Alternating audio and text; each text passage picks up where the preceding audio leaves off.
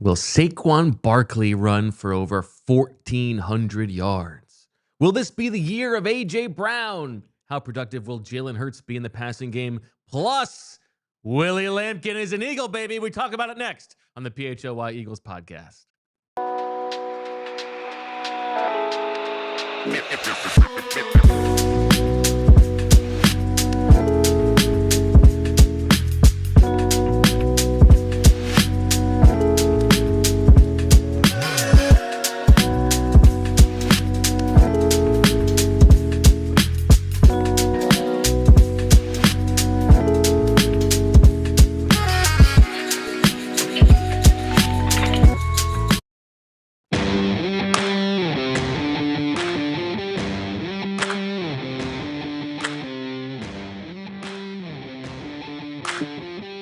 Hello, everybody, and welcome to the PHLY Eagles podcast live from the Xfinity studio, presented by Xfinity, Bet365, and TrueMark Financial Credit Union. Bo Wulf, EJ Smith, and what a day we have. We're talking over-unders for the Eagles in this season, but before we get to that, the waivers have hit.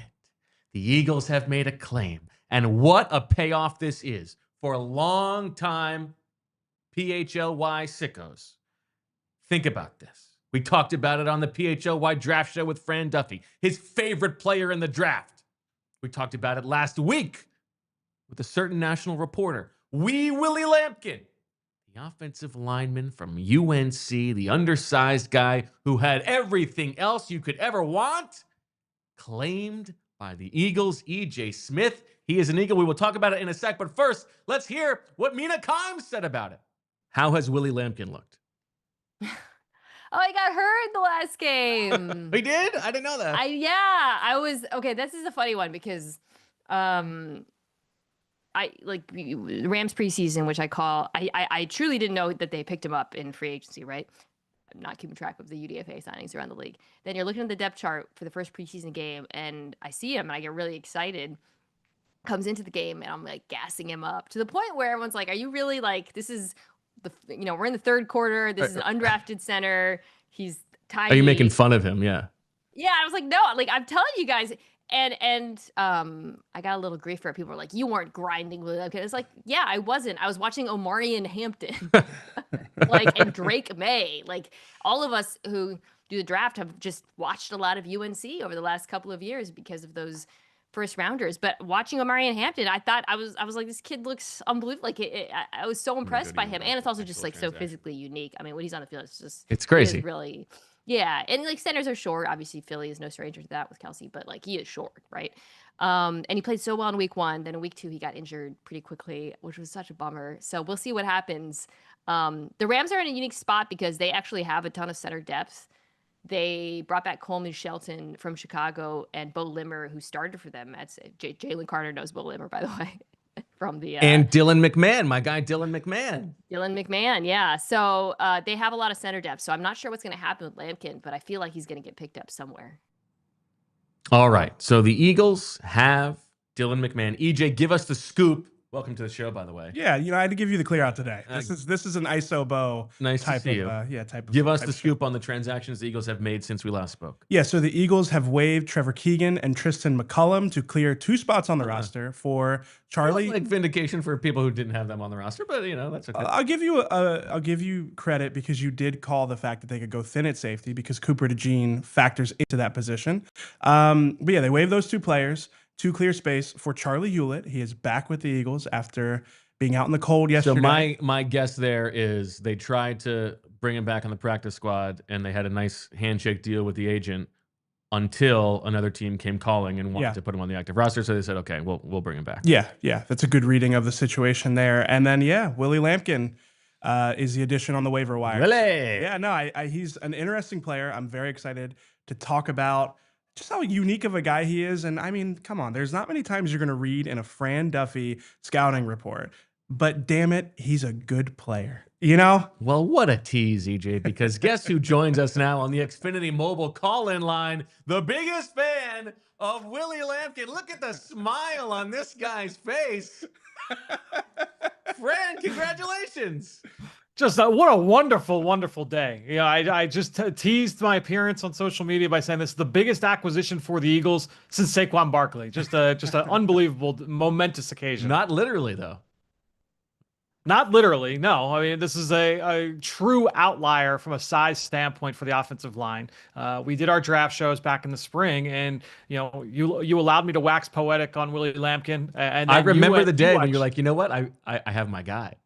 Yeah, and I remember you watched him and you're like, I just love him. I can't talk about this player without smiling. I was thinking about that earlier. He's just, look, he's 5'10" and a half. I remember when I was down at the Senior Bowl in January and they, you know, you give out the measurables and I'm looking at the weight and I was like, 270 pounds. It was like, that's got to be like a misprint. There's no way an offensive lineman is here at 270, under 5'11". I was like, oh, maybe is it a linebacker? Did they? No, this guy goes out and he is just. He's a rolling ball of razor blades every single time he takes the field. You wouldn't know that he's like a size mismatch from like a frame standpoint. You watch him every single practice down at the Senior Bowl. You watch him on tape at North Carolina. You watch him in the preseason in the NFL. And honestly, I wonder how much of it, was, because this was a guy I thought would be a good fit here in Philadelphia, given the success that Jeff Stoutland had with Jason Kelce and certainly what we've seen from Cam Jurgens, guys that are on the smaller side, certainly at center. And when you look at Lampkin, I was like, all right, this would make a lot of sense. Now, the Eagles passed on him numerous times. He goes to undrafted free agency. He ends up with the Rams. But then you see him when he's healthy in that first preseason game, and he's just, I mean, he's got a body count of like 5 or 6 off that game, and then he gets hurt. Must be nice. Look, Willie Lampkin, he gets me fired up. I'm excited. So clearly the Eagles really like him because he was waived injured. So they're carrying him right now, even though he's not going to be ready to play, presumably. But I think you know what I'm going to ask. Is there any chance that not only is Willie Lampkin working with Jeff Stoutland, but he's also potentially coming for Ben Van Sumeren's job? Could be. Look, they moved on from Trevor Keegan, a guy that you insinuate that I hate. So it's only right that you would then say that Ben Van Sumeren, a player that you hate. Ben Van Sumeren. Yeah, that's a fair shot. You think he could do honestly, that? I did think that was a fallback plan for Willie Lampkin, was that he could be Scott Matlock out with the Chargers, and you look at there have been like some heavy fullback tight ends that are essentially sixth offensive linemen, but line up with the tight ends. There are a couple of those around the NFL, and I thought that would be a fine fallback option for Lampkin if center just proved to be too much. But I got to be honest, like watching him, from the preseason, I'm like, yeah, this guy belongs in the NFL. That was actually something I wanted to ask you about, Fran. Obviously the size limitations, seeing him against bigger, grown men on the interior line. Obviously the preseason is a limited sample size, maybe not going against the best competition at times, but what did you see from him in the preseason and also, I guess, the Senior Bowl as well that would inform how he will transition playing in the NFL? Well, just going back to the Senior Bowl, again, when I saw the official measurements from down there in Mobile, I'm like, all right, like this could be a bloodbath. Every once in a while that happens where, the numbers are a little bit short at a certain position. So a guy gets invited from a bigger school or even from a smaller school and they'll say, all right, well, let's give this guy a shot. And it just doesn't go well. The guy's, he sticks out like a sore thumb and he just gets overwhelmed.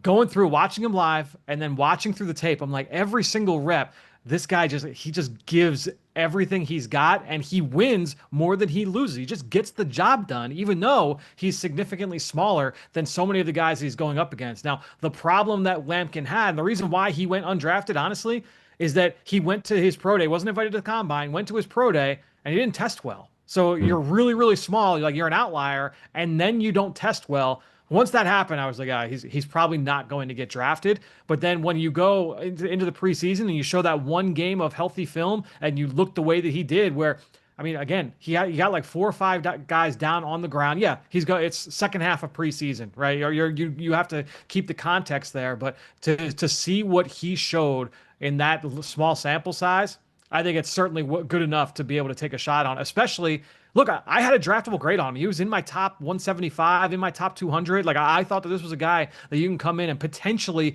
become a starter down the road. I think it's worthwhile taking a shot here to see what he's got and get him into the building.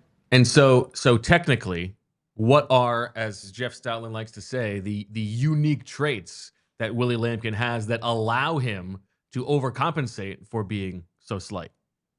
Yeah, I mean, number one, you talk about like the low man wins and all that stuff. I mean, he has got the we ability. love a low man wins. So we love a low man wins, right? Even though he didn't test well, like this is a good athlete on tape. Like he is excellent as a puller, like on those sweep plays. You get him out in the move. He's really, really good in that area. I thought that he climbed to the second level well. He would latch onto linebackers and finish. And again, it's something we saw not just in North Carolina, but then you go and you see it in the preseason here this summer. I thought that he recognized things well. He was really smart, and he's exceptionally tough and competitive. And so to me, when you're looking at it and you say, all right, well, really smart, really tough, and he's athletic, that's something that you can certainly work with. Now, he just didn't test well, but I think when you look at it, it's like, all right, play speed versus time speed kind of situation here with Lampkin. I can't explain why the pro day went as poorly as it did, but it certainly is something that, that happens every once in a while. To your guys' point about the utility potential here, Tyler Steen did play 20 snaps as that 6th offensive lineman last year as an inline tight end. So I do wonder, obviously, we're dreaming a little bit here about this guy being up on Give game him the day, ball. but I feel like he could have, he could eventually have that role from what we're hearing from Fran here. Fran, I want to know from your experience watching the Eagles kind of, I don't want to say they insulated Jason Kelce because obviously he was, a great player, and but at the same time, like being able to handle the smaller center within the scheme and almost using him as a weapon, the pin pull scheme, getting him out into space. I guess, do you think that those types of mechanics that are already in place for the Eagles can extend to this, I guess an even broader extreme with Willie Lampkin and the size limitations he has?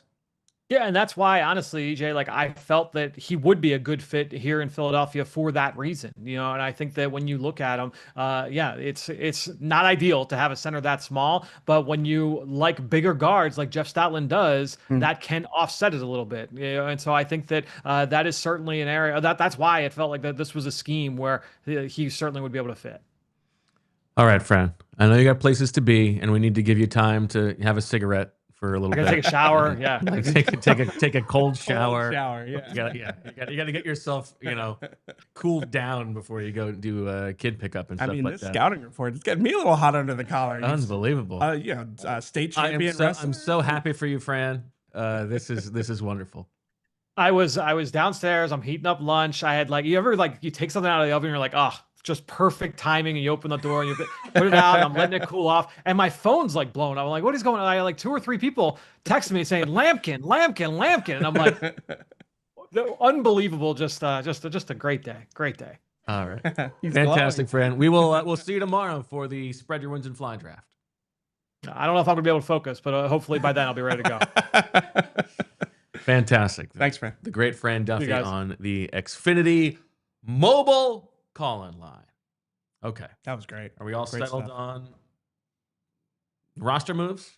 To my knowledge, I mean, obviously we're going to be getting some practice squad information probably here soon. No Eagles claimed around the league, worth noting. Yeah, but Anaya Smith did sign to the Panthers practice squad, which is interesting. Makes sense. Yeah. It's a place where they probably need receivers, right? Yeah, I mean, you could look at it one of two ways. He looked at the Panthers opportunity as a better one, or the Eagles didn't want him back. Probably leaned toward the former there. I think he probably viewed it as a better opportunity. Yeah. Sounds like Kyle McCord and Andre Sam and, of course, the great Brandon Johnson have all joined the Eagles practice squad so far. Yeah, I feel a little vindicated. I think there were some doubts about me saying that Kyle McCord was probably going to make it to the practice squad. I feel like I've been pretty right on Kyle McCord. There was only one national reporter. There was a said reporter that said he's going to have interest. Yeah, the guy who lasted to the 6th round in a bad quarterback draft is going to and then put on bad tape in the preseason. Teams are going to be pounding. All that you need to know is that I have had my finger on the pulse of the Kyle McCord stock report this entire summer. Oh please. I'm gonna have to rush order just your 100. TTR Eagles and jersey. listen, we haven't really talked about this face to face yet, but let's get into it. Actually, where do we stand? We have 3 people left in the King of the Beats competition. So you incorrectly input Andrew to check his roster. There has been some administrative errors. You are not ready to wear this crown. I literally am wearing it right now. I might Literally? be defending No, it. you're not. Yeah, that's true. That figuratively. Okay. The crown's in my basement. All right. And Yeah. so it's you, EJ, and Olivia. It's me, EJ, and Olivia. It comes down to the practice squad. Hold on. Me, Yeah, you Zangaro. You Dave. DZ, Yeah. Dave Zangaro. Okay, so as I look at this here, here's what the people need to know. Yeah, this is what they came for sure. Okay. You are rooting for Terrace Marshall, Patrick Johnson. Yeah, I feel like that's got to be a lock there. Perry Nickerson. Wait, I don't think I'm. Those are the three people you are rooting for to be on the practice squad. No, I don't have Patrick Johnson on mine. You, according to this input that you did, No, you do. Look. There's a 1 right there. Oh. There might be some more administrative errors here. Oh my gosh. I've never claimed to know my way You around. have to be you have to be deposed. You can't run this. If I predict the roster But correctly. you got it wrong. No, You can't you don't- put up the stuff Hold on. wrong. You don't Part select- of the deal, part of being the king is doing the administration. I was crowned king for my ball knowledge. Running a spreadsheet, that's for the nerds. Come on, let's be real. Football guy over here. Please. We will retally this because Patrick Johnson was on my 53. Well, so you he can have a can't- guy in your 53 and your practice squad. I do that. I'd never considered that before. This is why. See, you just like are into the weeds with all this stuff. That's why you had your reign. But all I gotta say is 50 to 48 on the 53-man roster. That's all I gotta say. Well, one guy didn't even make it 24 hours. I think I would have been better off if we did this today instead of yesterday, because I didn't have Keegan on, Yeah. and I feel vindicated by that. Yeah. Yeah. So, the king of the beats is TBD. That's right. I still got right what they should have done. So I love the reframing. Like, oh, this is they I mean, were wrong. clearly Howie watches the show. That's the reason they signed Willie Lampkin. We Yeah, appreciate true. that they're playing this. He's in like, the I North Care heard, complex. I heard Mina's in on this guy. Fran Yeah. Duffy's in on this guy. I must be missing something. So they must have missed Tuesday's episode, Monday's episode. Yeah. When I gave him the answer key. Hopefully by the end of this episode, we're doing a little. But we're not going to. They're not going to announce all 17 practice squad. Maybe we'll get enough. Never know. I got to figure out how Patrick Johnson ended up on my practice. I think I don't believe Dave or Olivia has ever won before. Me and Dave had the exact same 53. Yeah. So That'd be a nice lifetime achievement for Dave. I hope it's Olivia. I hope we have a queen of the beats. Queen of the Beats would be great. Queen of the beats would be very good. Queen of She the said Beats that would be she great. told me yesterday. She's like, I'm already the queen of the beats. I'm the only one here. I'm the only woman on the beat. So Wow. therefore, I am the queen Wow. of the beats. So, Say it with some pride there. Big chest. Olivia may have besmirched my good name a couple weeks ago with her guy Cliff. Yeah. But she is the queen of the beat. She does a good job. And she made some bold choices, and she was right about them, including Trevor Keegan. Okay. She said she was crunching the film of him at guard. Saw something. Wasn't that good enough? I mean, no, she was right. She got it right. Okay. Let's take a quick break. And on the other side, we are going to get into the over-unders for the Eagles. A bunch of them, thanks to our friends at Bet365, and a bunch of them created by ourselves. So coming back with that on the other side. Why is Xfinity the best internet for you? It is the most reliable Wi-Fi with the best in-class equipment. The Xfinity Wi-Fi, it's booming. That's right. Whether you're streaming, gaming, or working from home, the Xfinity Wi-Fi is booming. Do more of what you love and love how fast you do it with Xfinity Internet. When you get the converged, the internet and the mobile, Xfinity combines the power of internet and mobile, so you've got lightning fast speeds at home and on the go. With Xfinity Internet and mobile together, the Wi-Fi is booming wherever you are. Get Xfinity Internet and mobile and supercharge your phone with Wi-Fi Power Boost for the ultimate connection.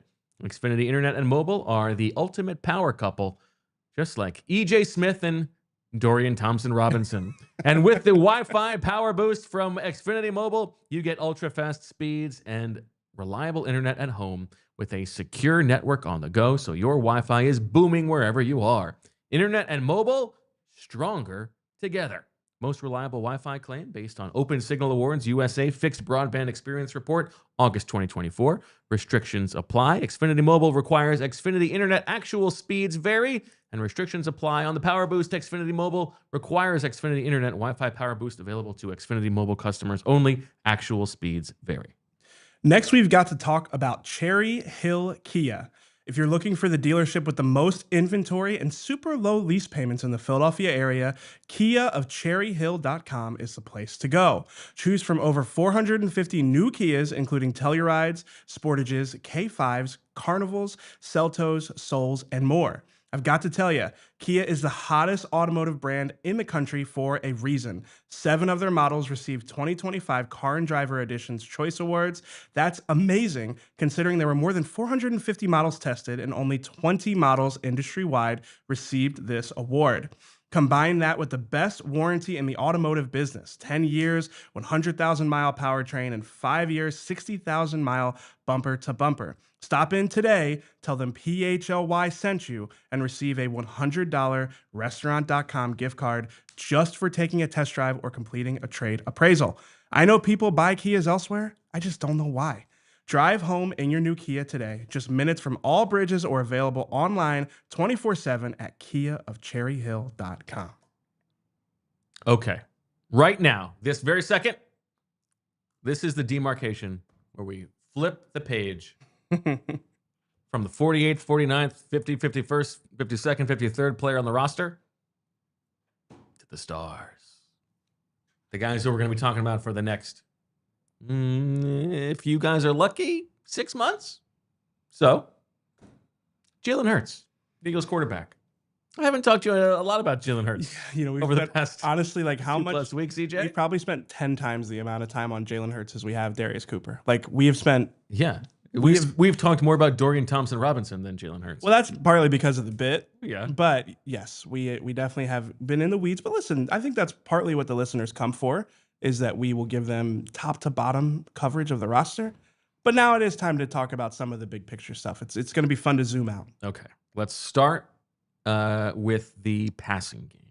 Jalen Hurts. These are courtesy of Bet365. And the question here is, do you think that the Eagles are going to lean a little bit more into the passing game than they did a year ago? Do we start Jalen Hurts right here? We're going to go over or under. Oh, I hate that. The first one for Jalen Hurts is 3,200.5 passing yards. Now, for context, EJ, last year he had 2,903, so he was under. But the 2 years before that, since getting A.J. Brown, in 2023, he was at 38.58, and in 2022, 37.01, and that was with 2 games missed. So, Jalen Hurts, over or under 3,200.5 passing yards? I think the question really boils down to whether you think the Eagles will throw the ball more this season. Because if you look at it, Jalen Hurts ranked, I think it was 19th or 20th in passing yards last season. He ranked 4th in yards per attempt. So this was more about a volume. It was more of a volume issue than it was an efficiency issue from last season. And I do think that the Eagles are going to have to balance out their offensive approach this season. I don't know if it's going to be from week 1. I don't know if it's going to be a midseason shift like it was last year. But I think at some point, the other shoe is going to drop. Teams are going to be focused more on Saquon Barkley. Obviously, they can still run the ball, even if teams do key in on the running game. But I do think that the passing game will have to be more complementary at times this season. And because of that, I'm pretty confident on the over. The over. He's going up. I agree with you. I think we can have a larger conversation about Jalen Hurts. I think this summer, the way things played out with AJ and DeVonta both missing time, I think is going to play to his advantage because he got a little bit more time with some of the other guys. Yeah. We have a Jahan Dotson question coming up about how often he'll throw there. But for all the reasons we've talked about with AJ Brown too, like, he wants to put a stamp on it.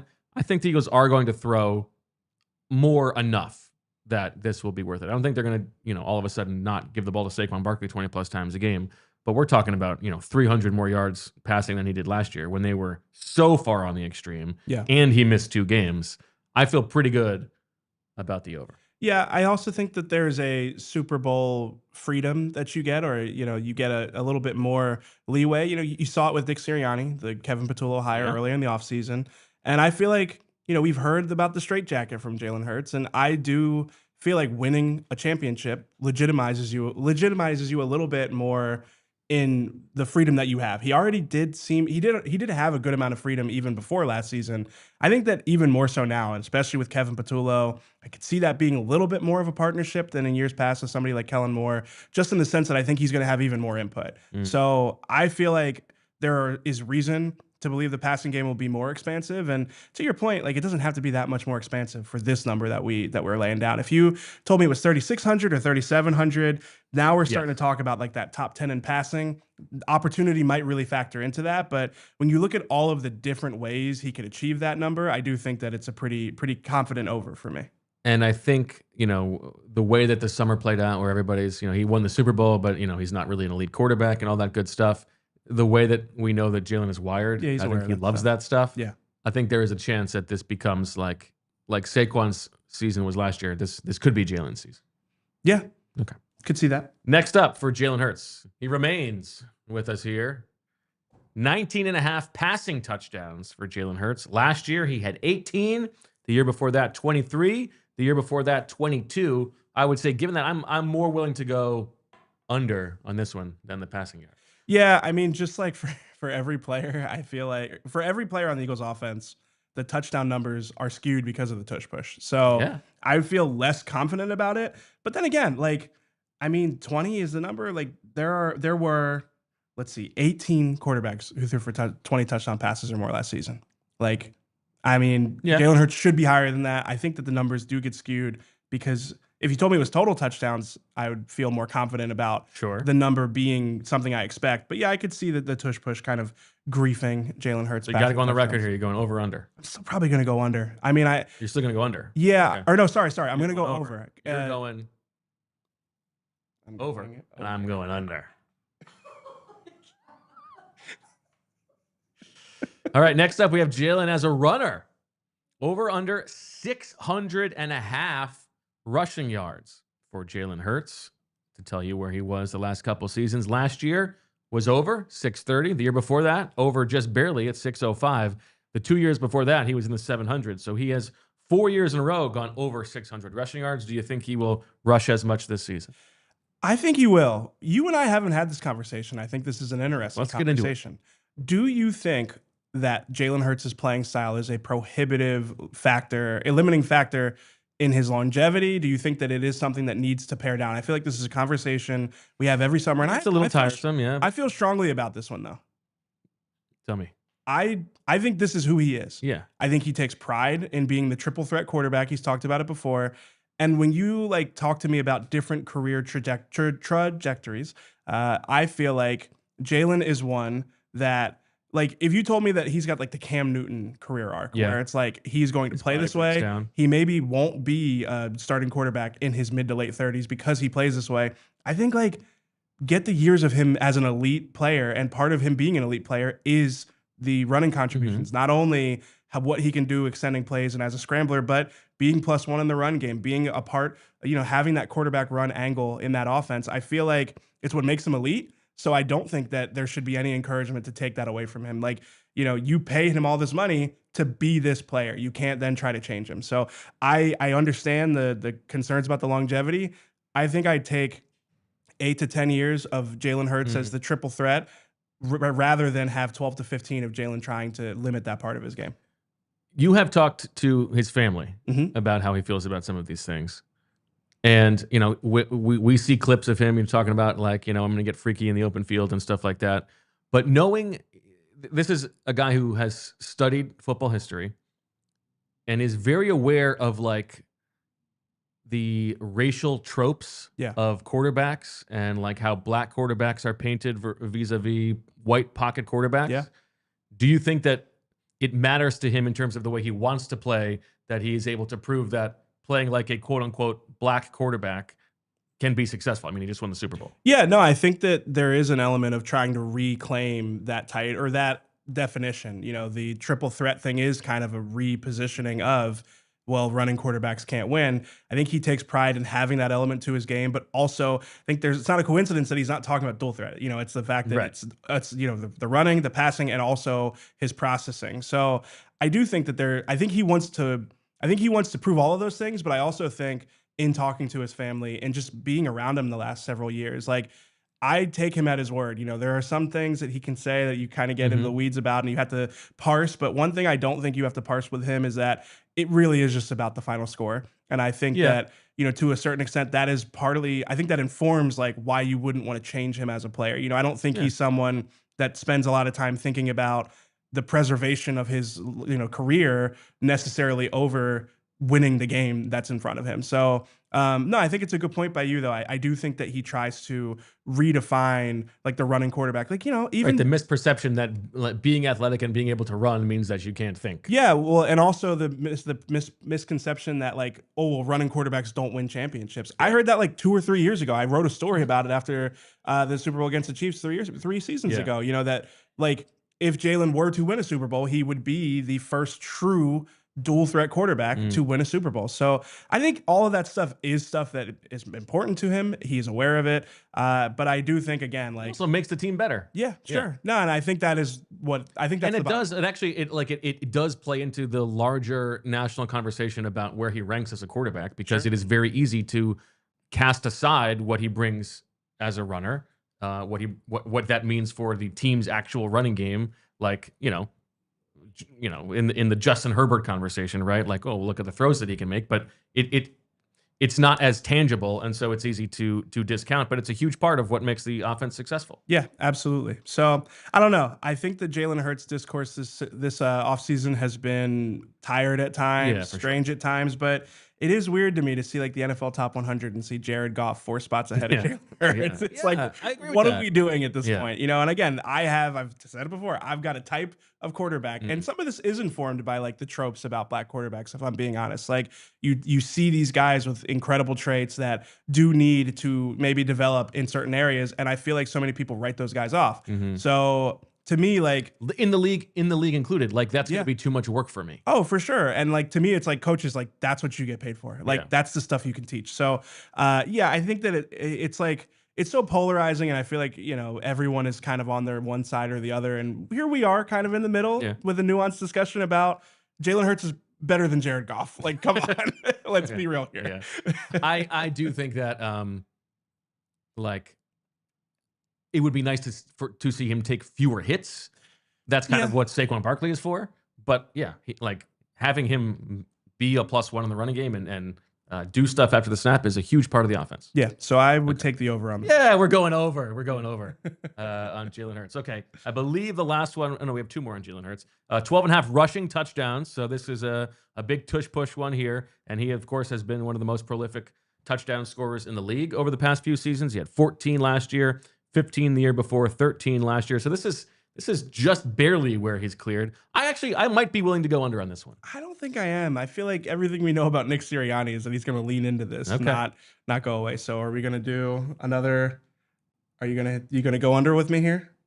I'm going to go under here. Yeah, I'm saying, are we going to do the? Yeah. Okay. Last one we have here, and this is an EJ creation. This is over under 4,200 total yards from scrimmage.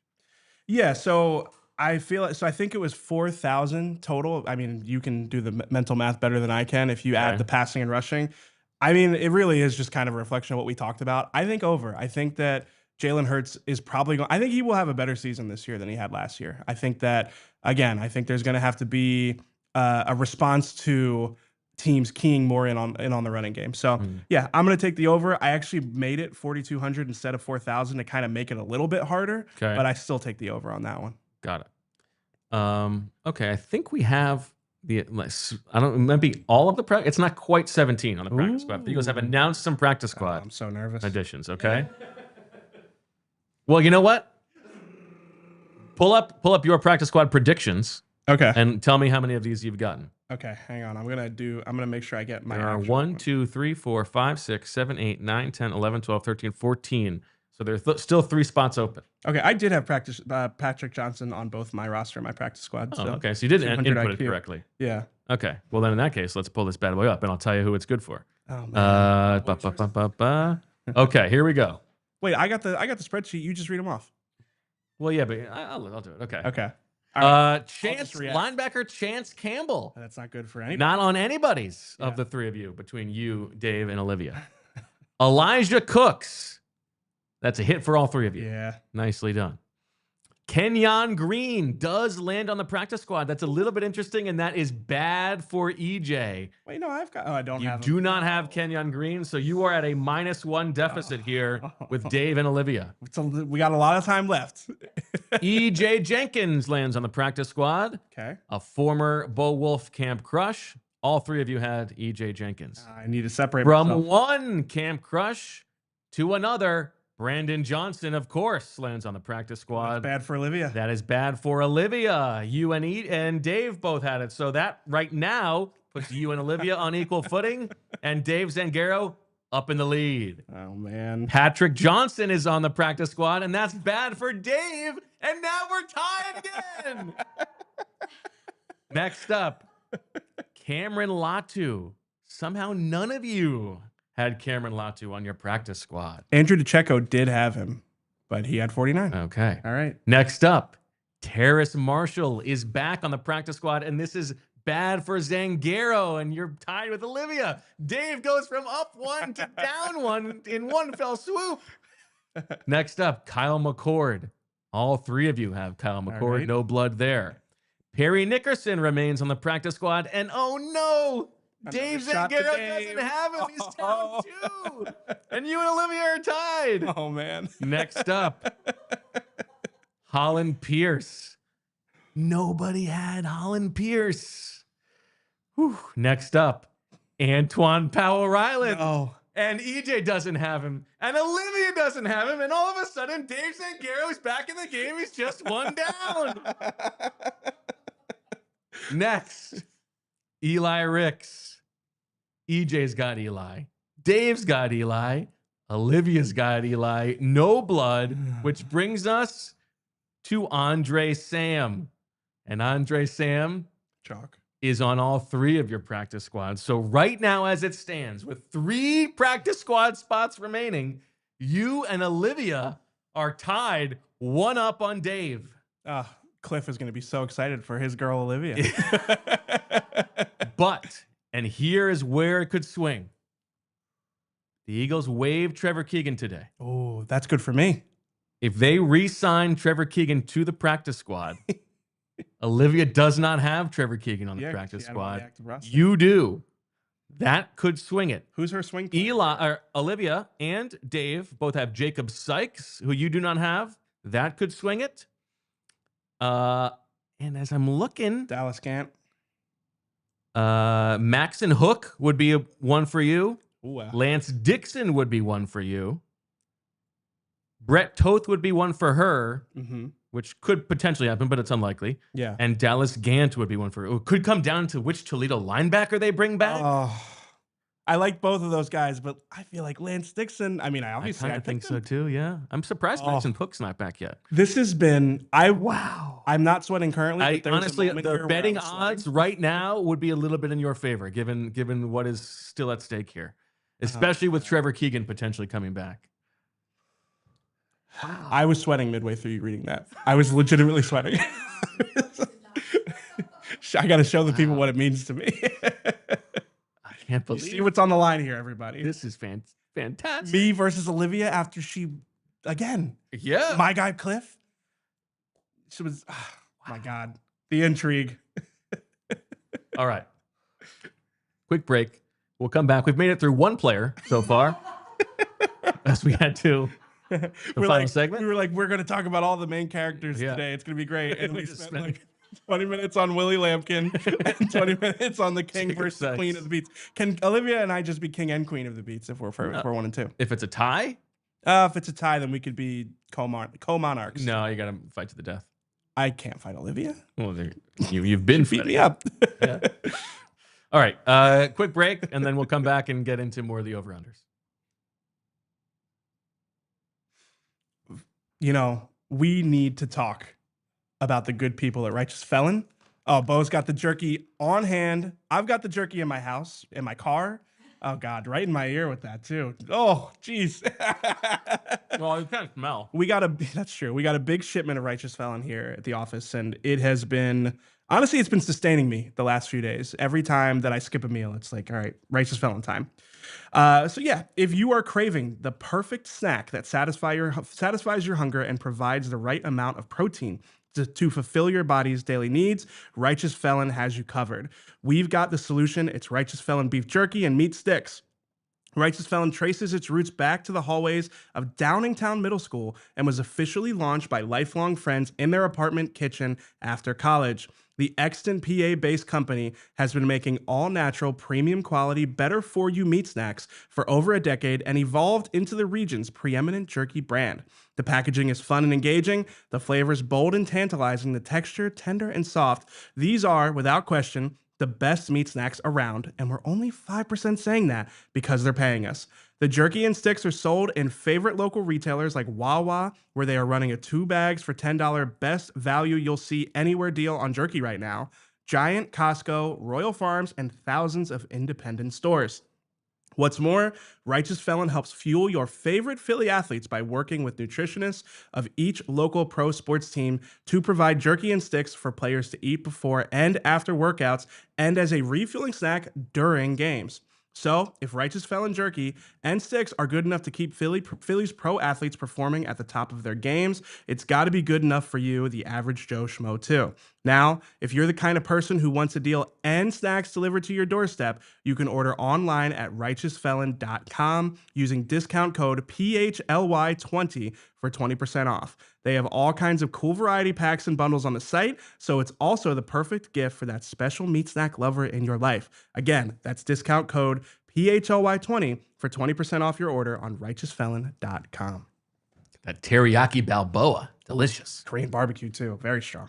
I was thinking about taking my son to a baseball game this week. Philly's still in town. Guess where I'm going to look?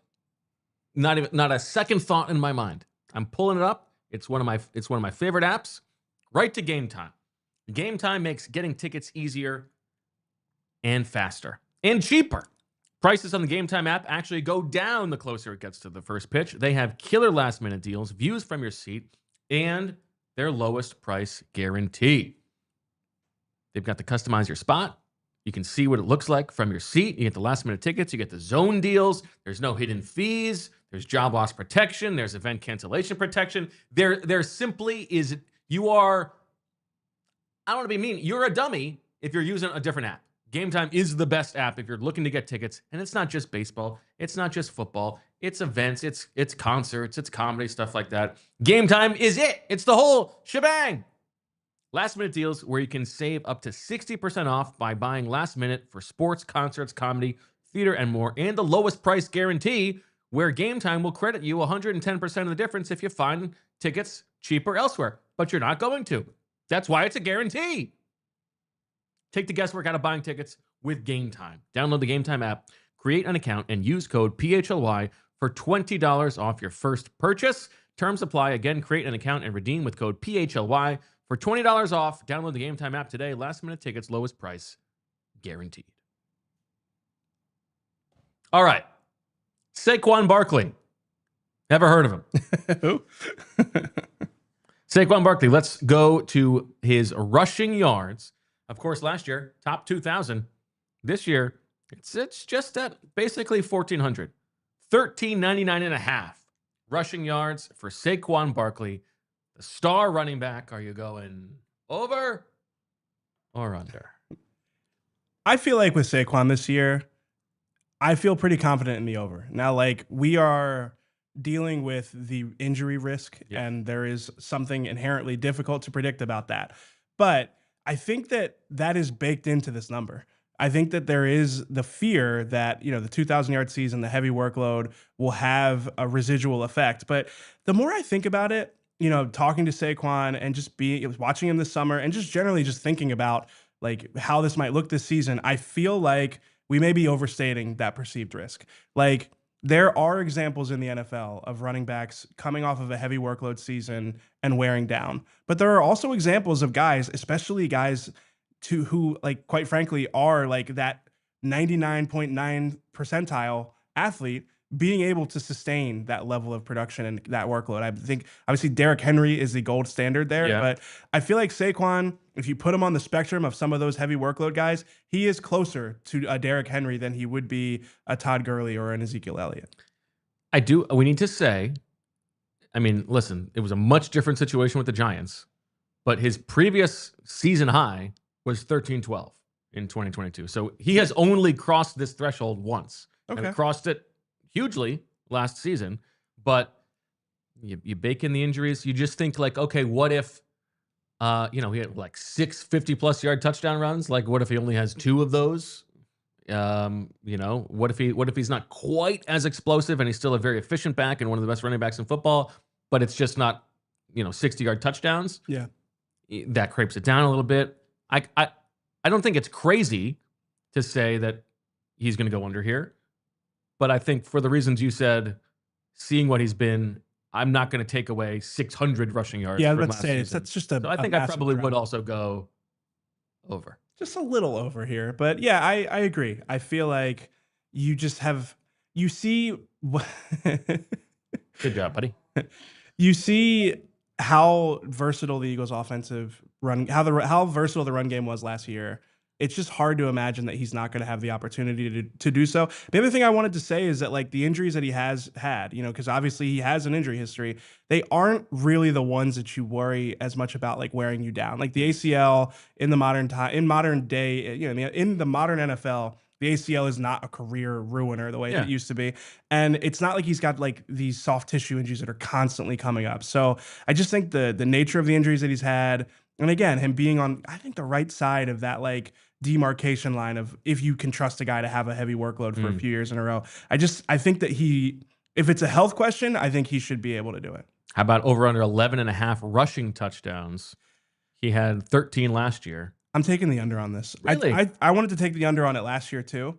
It's funny, like, my friends will always ask me for like fantasy football advice, and I always tell them, like, you don't want my fantasy football advice. I'm not nearly as good at it as you think. And I told everybody last year, like, I don't think Saquon Barkley is a great fantasy option just because I don't think he's going to score a lot. Oh, so we should definitely listen to you. Yeah, so maybe you shouldn't listen to me on this one. But I just think, like, the tush push. I'm going over. It's like, it's control what you can control, right? Isn't that what Jalen Hurts would say? But I so think, it's like 3 of those tush pushes turn into Saquon Barkley touchdowns. Yeah. I'm going over. I'm taking a tentative under on Tell this us one. where you're going. Going under.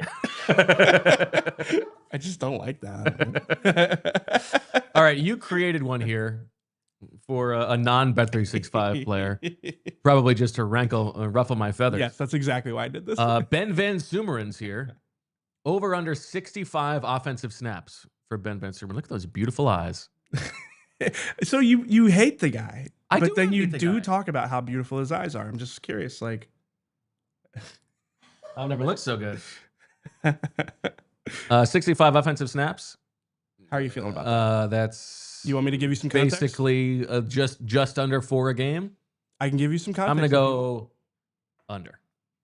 I might just take the over. I think this was a very well placed over under by me. Oh, congratulations to you.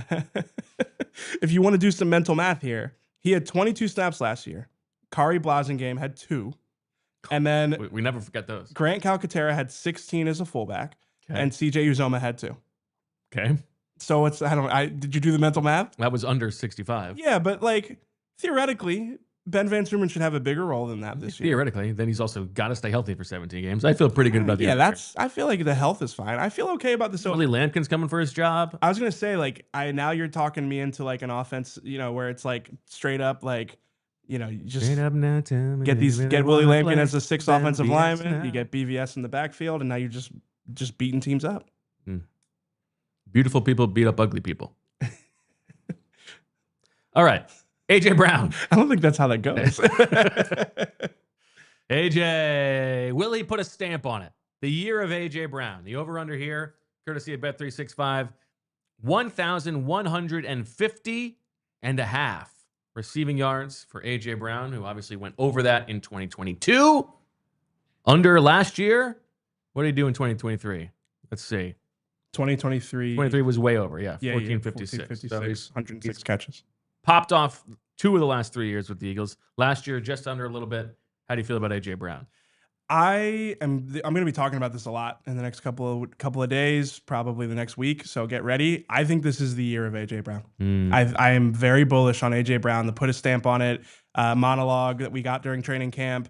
I think he saw this offense, revolve around Saquon Barkley. He saw Saquon as the primary driving force.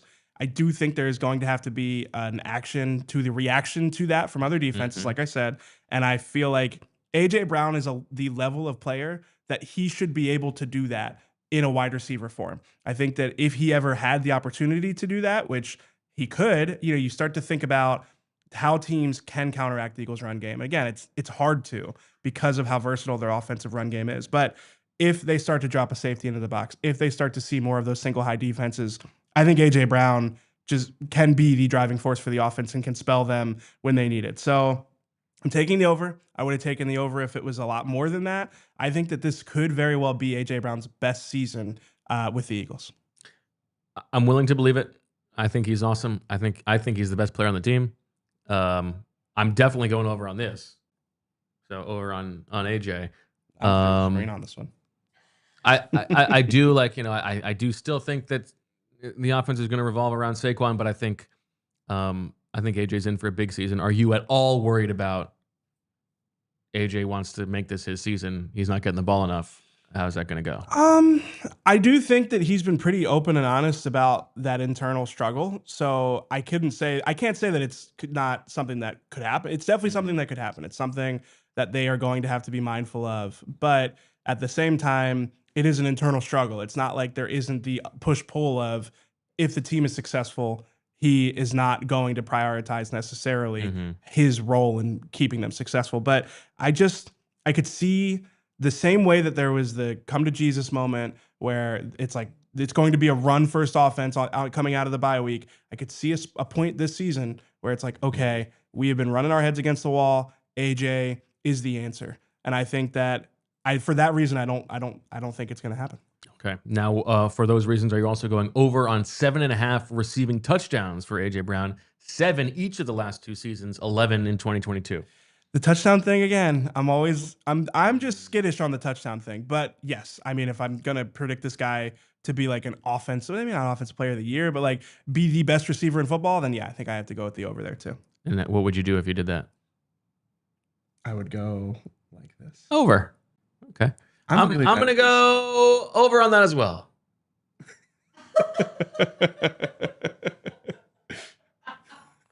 Okay. Next up, DeVonta Smith, his partner in crime, Skinny Batman.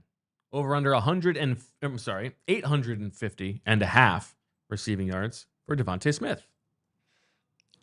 If I'm so bullish on AJ, I can't. You're borrowing. I can't be as bullish. DeVonta last year, 833, and then was a 1,000-yard receiver each of the 2 seasons prior. You know what? I'm taking the under. If I'm going to be bullish on AJ, to be completely fair and balanced here, I have to take it from somewhere. Obviously, I think Jalen's passing yards will be up, but enough to have both of those guys. I don't know. I might take the slight under there. I feel great about the over here. Yeah, it's probably great about the over. I just like 833 last year with 13 games played in a run-heavy offense. Yeah, I feel like me the over here all day long. If I'm going to be that strong on AJ, can I really be that strong on DeVonta too? Big time over. No doubt about it. So who are you going to borrow from? I will make Jahan Dotson? Well, I mean, it's not borrowing from. It's maybe AJ goes a little bit over, DeVonta goes way over. Okay, see, I'm bullish on AJ. I'm willing to make this my bet of the day. Maybe you borrow from the tight end room on this one. Yeah, and you borrow from Saquon. Okay, all right. He's also 5.5 receiving touchdowns for DeVonta Smith. He had 8 last season and 7 each of the 2 years prior. This one you're going over on. Yeah, you got to go over on that one. That was my best one. That was a really good one. Yeah, that was my best one. Thank you. Yeah, I'm going to go over too. That one's you're going in the wrong direction. There we go. All right. Here's one for you that I made up and I didn't tell you about. Oh God. Jahan Dotson over under 12.7% target rate. And what that number is the highest percentage that Jalen Hurts has ever thrown to his number 3 quarterback, number 3 receiver, since A.J. Brown. So in 2022, that was the high. Where did you even find it? It was the True Media. Oh, it was 12.7% was Quez Watkins. How much was Quez? 12.7. That is the number. So it's basically that's the number.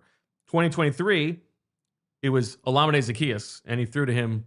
His target rate was 6.4%, one of the lowest in the league. Last year, Jahan Dotson was 8.2%, towards the bottom of the league, especially for anybody who ran as many routes as he did. Do you think that Jahan Dotson is going to be significantly more involved in the offense than we saw last season?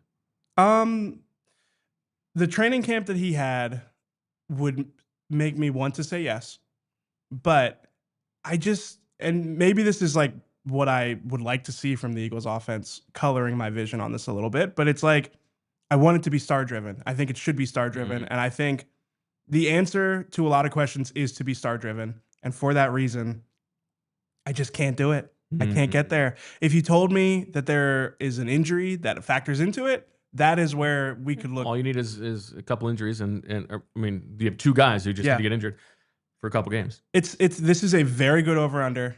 I'm going just slightly under. Not convinced. Okay.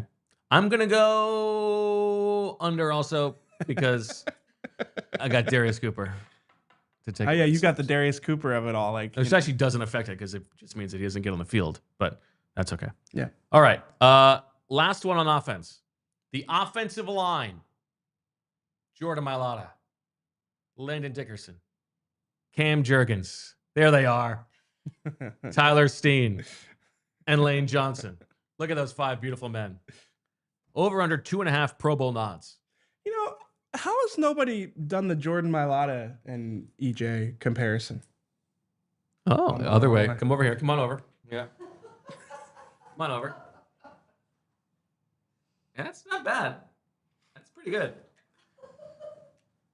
I'm just saying. I mean, the Dallas Goedert one is hard to like a little bit like Landon Dickerson. You need more beard. More beard? Yeah. And you need to be a little bit less cheerful. That's true. I completely 2.5 Pro Bowls. They were over last year. Yeah, I mean, you feel pretty good about the 2 tackles. Landon's going to be playing through an injury at the start of the season. I'm going to go over. Yeah, I mean, it's no fun to go under. Earned that like guard Pro Bowl spot. I feel like he's got that reputation at this point. I'm going over. Cam Jurgens, nice job, buddy. Yeah, Jurgens is like a sneaky one. Yeah. Okay. Defense. We start with a Bet365 line. Nolan Smith, over under 6.5 sacks. How many sacks do you think Nolan Smith had last season? I'm gonna guess 4. 6.5. 6.5. And he was better in the playoffs too. Dead on. Yeah. I was taking the over before even looking at it. I'm taking the over. Over, under, over, under, over, under. You're going over? I'm going. I'm going to go over 2. Nolan Smith. Yeah, I mean, 6.5 sacks. Yeah, he should do better than he did last season. Yeah, I mean, he's going to stay healthy. More opportunities. So, the health is the big factor. That's the downside risk here, but I think he's going to be there. Do you think, well, given the line you have for Jalen Carter, it's not the case, but do you think that Nolan Smith is the most likely one to lead them in sacks? I think there's the potential for Nolan Smith to run away with it is there. Like if you told me he had 14 sacks, it would obviously surprise me a little bit. He's the most likely to have 14 sacks. Yes, exactly. But is he the most likely? I think he's the most likely to lead them. I think he's the most likely, yeah. Yeah, because it's harder as a defensive tackle to get the sack production. So yeah, I think he's the most likely to lead them, but I do think there are some other candidates here that are going to be able to contribute. Well, you set the over-under. This is you setting it for Jalen Carter. You set it at 8 sacks for Jalen Carter. He had 4.5 last season. He had 6 the season before, though. Yeah. And I'm going to tease it. There is a reason why I set this high, because I think that there is something else afoot here. Like what? Maybe his running mate along the interior defensive line. Oh. Maybe okay. I read a story today. Oh, yeah. Okay. So for Jalen Carter, are you going over or under? I'm 8 going. sacks. I'm still going over. Wow, the Come year on. of Jalen Carter. 8 sacks for Jalen Carter. Well, 9 sacks in this exercise. Is that the year of Jalen Carter? Could be Find out if we're going over or under in overtime.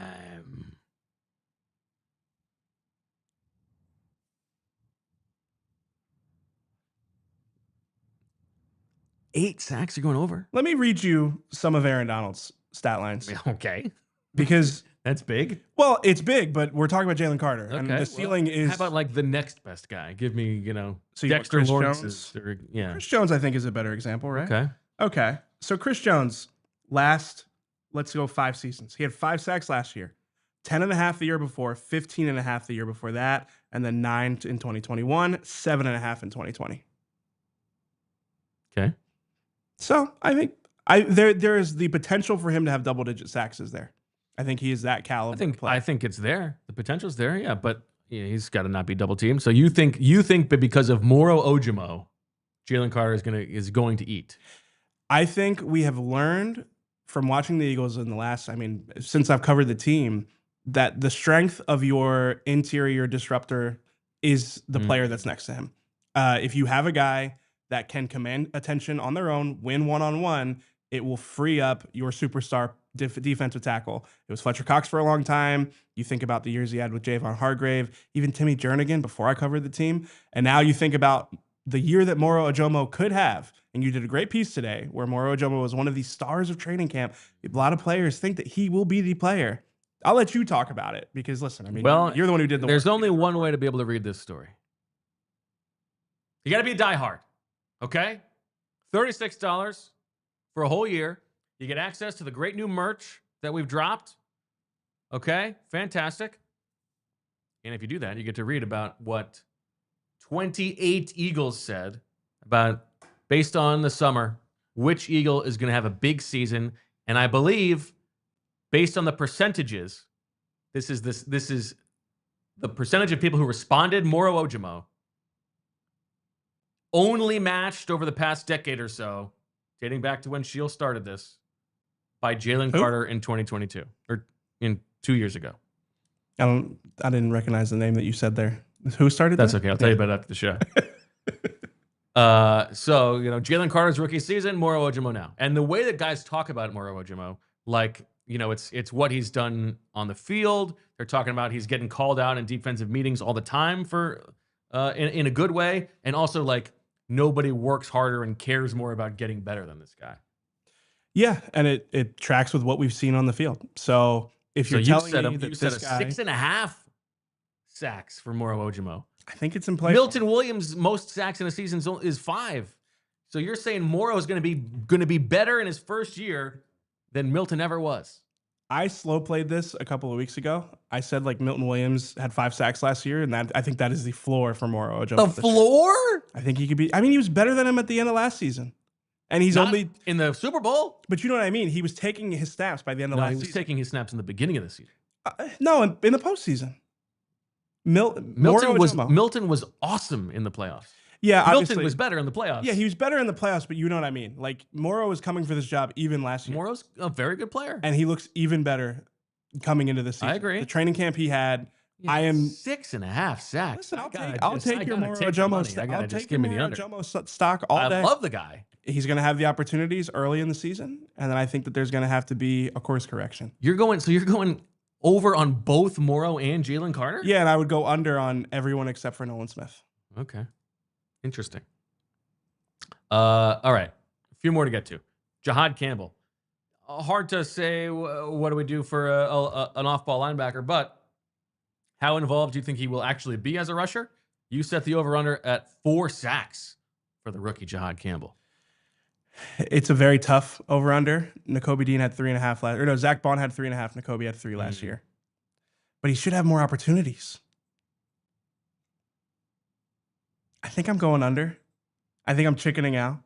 I can't have everybody over on sacks unless I think this is going to be the 2022 Eagles all over again. I'm going to go under, but I do think you got to do it.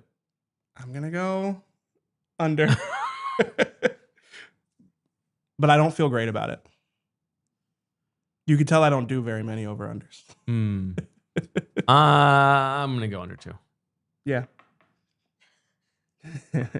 I think that what he's best at right now is the coverage chops in the range. It's not necessarily the pass rushing ability. I think that there are going to be opportunities for him to do it. I think it will be interesting to see when he can rush off of the edge, but I don't know. I'm not as bullish on him as the pass rusher as I am the off-ball linebacker that can kind of do a little bit of everything. Okay, Zack Baun had an awesome season last year. And in that season, he combined for 15 TFLs and PBUs. So you are setting the bar here at the exact same number. 15 TFLs and PBUs combined for Zack Baun. Over